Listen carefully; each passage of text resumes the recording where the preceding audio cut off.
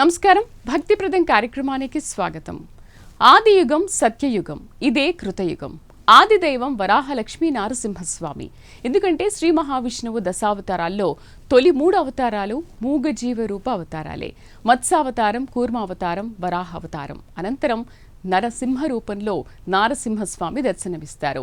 వైశాఖ శుద్ధ చతుర్దశి సాయం సంధ్యా సమయంలో కప్పస్తంభం నుంచి స్వామి ఉద్భవించినందున ఆ రోజునే భక్తులు నారసింహ జయంతిని నిర్వహించుకుంటారు.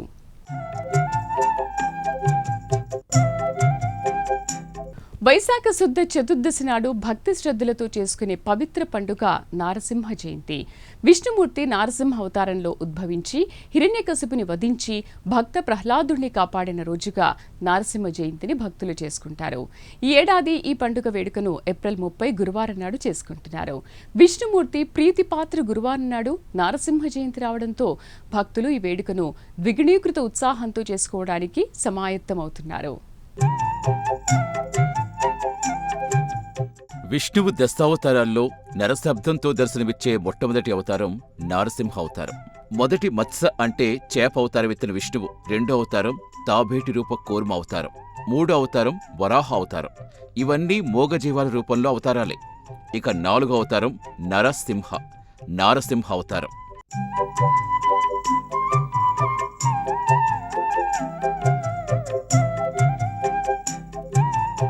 ఎప్పుడు ధర్మం తరుగునో, ఎప్పుడు అధర్మం పెరుగునో అప్పుడు దైవం అవతార రూపంలో అవతరించి దుష్ట శిక్షణ, శిష్ట రక్షణ చేస్తాడు. తెలిసి చేసినా తెలియక చేసినా తప్పు తప్పే. గ్రహపాటు, పొరపాటు కారణం ఏదైనా కర్మఫలాలు అనుభవించక తప్పదు. ఒక చిన్న తప్పిదం ఎన్నో అనర్థాలు తెచ్చిపెడుతుంది.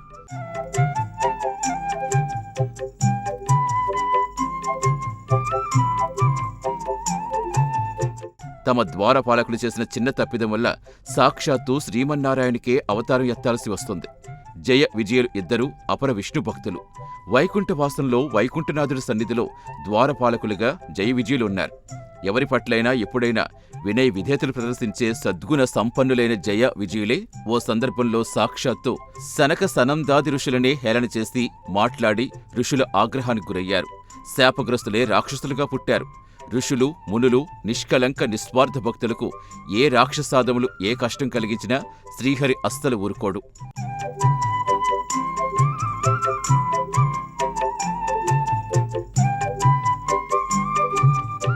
హిరణ్యకశ్యపుడు, లీలావతి దంపతులకు నారాయణ వరప్రసాదుడైన పరమ భాగవతోత్తమ ప్రహ్లాదుడు జన్మించాడు.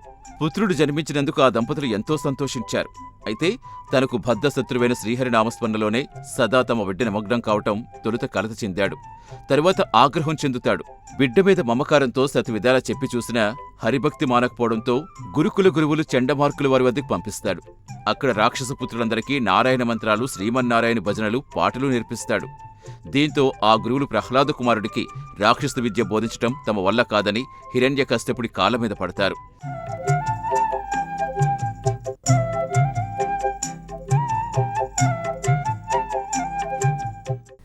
బ్రహ్మదేవుని నుంచి హిరణ్యాక్ష వరాలన్నీ పొంది అష్టదిక్పాలకులను బంధించి లోకకంఠక పాలక సాగిస్తూ ముల్లోకాలను బెంబేలెత్తిస్తున్నప్పుడు పుష్పవర్షం కురుస్తున్న సమయంలో ప్రహ్లాదుడు హిరణ్యకశిపుని కుమారుడిగా పుడతాడు. హరిద్వేషి హిరణ్యకశిపుడు తన కుమారుడు హరిభక్తుడిగా మారి నారాయణ మంత్రం, శ్రీమన్నారాయణ భజనం అంటూ హరినామస్మరణతో తేలియాడ్డాన్ని చూసి సహించలేకపోతాడు. కన్నబిడ్డని, సొంత కుమారుణ్ణని చూడకుండా, కించిత్ కనికరం కూడా లేకుండా ప్రహ్లాదుని హతమార్చడానికి శతవిధాల ప్రయత్నిస్తాడు. అయితే అపర హరిభక్తుడు, పరమ భాగవతోత్తముడైన ప్రహ్లాదుని ఆ శ్రీహరే సదా సర్వదా కాపాడతాడు.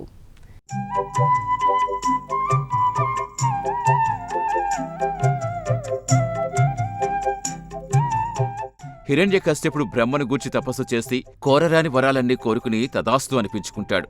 వరగర్భంతో కన్నూ మిన్నూ కానక ప్రవర్తించి లోకకంఠకుడిగా మారుతాడు. తన కండకావరం హిరణ్యకశ్యపుడు ఎంతలా పెంచుకున్నాడంటే శ్రీహరి వైకుంఠాన్నే స్వాధీనం చేసుకుంటాను అనే తారాస్థాయి గర్వాన్ని పెంచుకుని అధఃపాతాళానికి వెళ్లే స్థితి తెచ్చుకుంటాడు.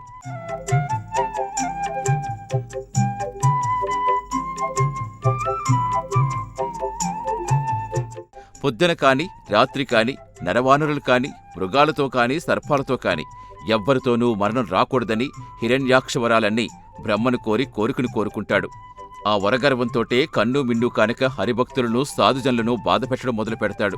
దైవ పూజలు నిషేధించి తనకే పూజలు చేయని ఆదేశిస్తాడు. హరిభక్తి మానమని తన బిడ్డకే కాక ఋషులు, మునులు, సత్పురుషులు, సదాచార సంపన్నులను బాధలకు గురిచేస్తాడు.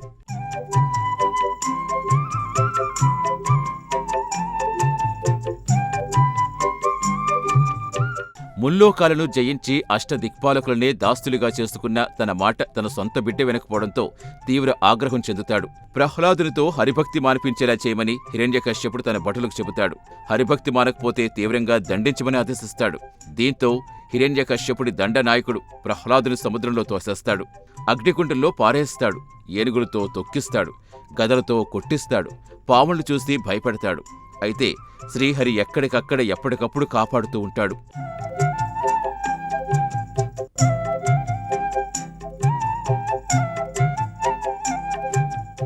చివరకు ఆగ్రహం చెందిన హిరణ్యకశ్యపుడు నీ శ్రీహరి ఎక్కడ ఉన్నాడు, ఈ స్తంభంలో ఉన్నాడని ప్రశ్నిస్తాడు. ఇందుగలడు అందులేడని సందేహం వలదు, ఎందెందు వెదికి చూసినా అందెందే కలడంటాడు. ఆ స్తంభాన్ని తన గొడ్డలతో పగలగొట్టగా అందులోంచి ఉగ్ర నారసింహ రూపంలో స్వామి బయటకొస్తాడు. ఉగ్ర రూపంలోని నారసింహుడు హిరణ్యకశ్యపుని పొట్ట చీల్చి పేగులు బయటకు లాగి బీభత్సరీతిలో సంహరిస్తాడు.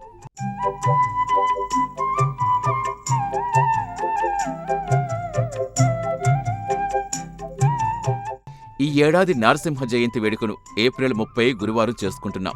విష్ణుమూర్తి ప్రీతిపాత్ర గురువారం నాడు నారసింహ జయంతి రావడంతో భక్తులు ఈ వేడుకను ద్విగుణీకృత ఉత్సాహంతో చేసుకునేందుకు సమాయత్తమవుతున్నారు.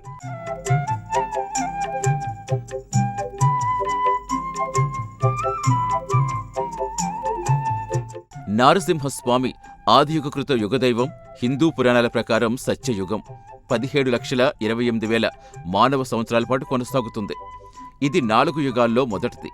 ధర్మం 4 పాదాల మీద నడిచిన యుగంగా కృతయుగానికి పేరుంది. అత్యంత సత్యవంత ధర్మబద్ధమైన యుగంగా ఆదియుగ కృతయుగం పరిగణించబడింది. 4 యుగాల కాలం పరిశీలిస్తే ఆదియుగ మహాయుగ కృతయుగం 17,28,000 కాగా త్రేతాయుగం 12,96,000, ద్వాపరయుగం 8,64,000, కలియుగం 4,32,000గా వేదగణిత శాస్త్రవేత్తలు లెక్కలు కట్టి చెబుతున్నారు.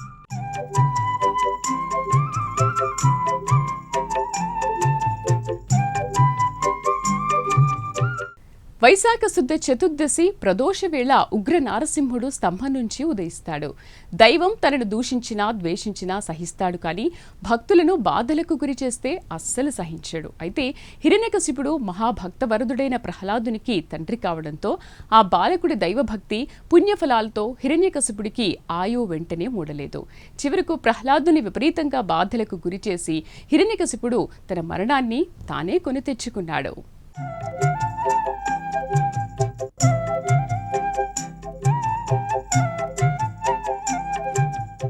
మహాభక్తుడైన ప్రహ్లాదుని తీవ్ర బాధలు, ఇబ్బందులకు గురిచేసి హిరణ్యకశ్యపుడు తన చావు తానే దగ్గర చేసుకుంటాడు. ఎందుకంటే భక్తులను బాధ పెడితే భగవంతుడు సహించడు. మహాభక్తుడైన ప్రహ్లాదవర్ధునికే కష్టం కలిగిస్తే ఎందుకు ఊరుకుంటాడు? ప్రహ్లాద కుమారుడితో హరిభక్తి మానిపించాలని హిరణ్యకశ్యపుడు శతవిధాలా ప్రయత్నించి విఫలుడవుతాడు.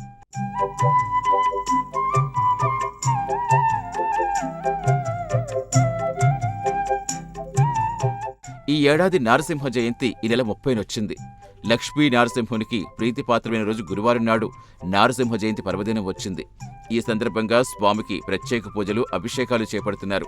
స్వామికి భక్తులు పానకం నివేదించి ఉపవాస దీక్షలకు సిద్ధమవుతున్నారు. నారసింహస్వామిని ఆరాధించడంతో ధైర్యం, శక్తి లభిస్తాయని, శత్రుభయం తొలగిపోతుందని వేదాంగవేత్తలు, ధార్మిక గురువులు చెబుతున్నారు.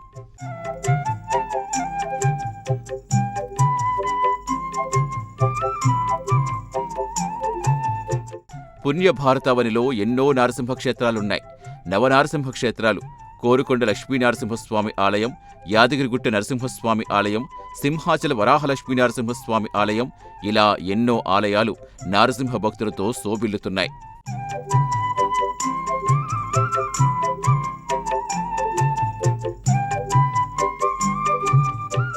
ఉగ్ర నారసింహను శాంతింపచేసేందుకు ఎప్పుడూ చందనం పూసే మహానారసింహ క్షేత్రంగా సింహాద్రి అప్పన్న ఆలయం భాసిల్లుతోంది. ఏడాదికి ఒక్కరోజు మాత్రమే సింహాచలం స్వామి నిజరూపం దర్శనం ఉంటుంది. అక్షయ తృతీయ రోజున మాత్రమే స్వామి నిజరూప దర్శన అవకాశం భక్తులు కలుగుతుంది. ఈ నెలలోనే ఈ వేడుక అట్టహాసంగా సాగింది. ఇక నారసింహ క్షేత్రంలో సాగించే గిరి ప్రదక్షిణాలకు ఎన్నో పుణ్యఫలాలు లభిస్తాయని పురాణ పెద్దలు చెబుతున్నారు.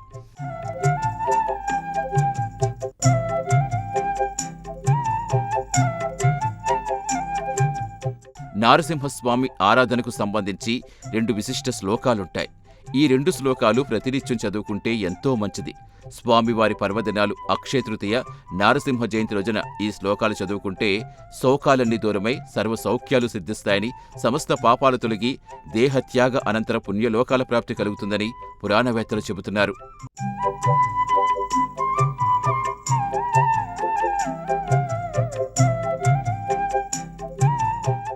నారసింహుని ప్రార్థిస్తూ పఠించాల్సిన శ్లోకం: ఉగ్రం వీరం మహావిష్ణుం జ్వలంతం సర్వతోముఖం నృసింహం భీషణం భద్రం మృత్యుమృత్యుం నమామ్యహం. నరసింహస్వామి అత్యంత శక్తివంతమైన ఈ బీజమంత్రం భయాన్ని తొలగించి రక్షణ ధైర్యాన్నిస్తుంది.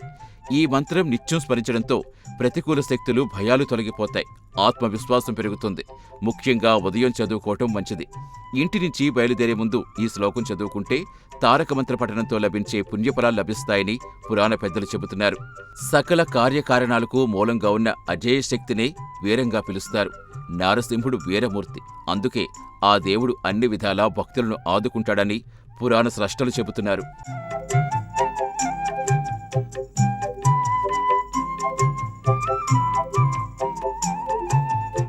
దుష్టులు, దుర్మార్గుల పాలిట నారసింహుడు ఉగ్ర నరసింహుడు. నిష్కలంక నిస్వార్థ భక్తుల పాలిట నరసింహుడు భక్తవరదుడు.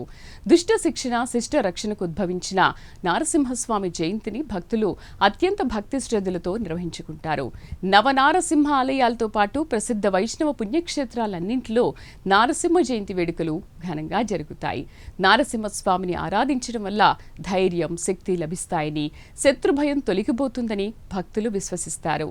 నారసింహ జయంతి నాడు స్వామివారికి ప్రత్యేకంగా పానకాన్ని నివేదిస్తారని నారసింహ పుణ్యక్షేత్రాల ఆలయ అర్చక స్వాములు తెలియజేస్తున్నారు.